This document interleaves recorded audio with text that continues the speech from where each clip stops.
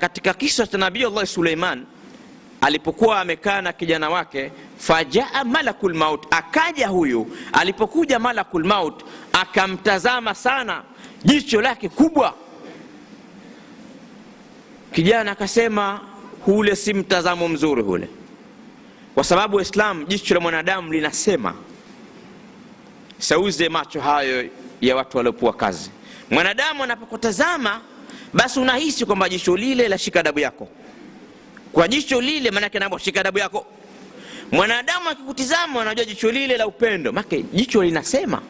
Sasa yeye mwenyewe akaona kwa jicho hili si la khairi, akamwambia ya nabii Allah, ud'u rabbaka, muombe Mola wako, wa'mur ar-riha, na uamrishe upepo, antahmilni ila Swin, unipeleke China.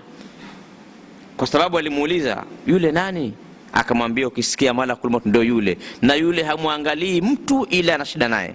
Akasema ya nabii Allah, niombe. Mtume akaomba dua, upepo ukaja ukamchukua ukampeleka China. Alipofika China, malakul maut tayari yuko pale, anatua tu, anamwambia ndio nashangaa eti mimi niko hapa wewe upo kule. Akachukua roho yake. Sasa siku ya pili alikwenda kutembea tena kwa Nabii Allah Suleiman, akamuhadithia kwamba yule kijana nilitakiwa nikamtoe roho China.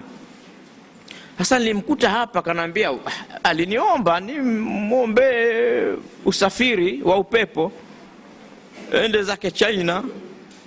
Akamwambia basi huko ndiko ulikomtoa roho, kwani ule udongo wake ulitoka pale.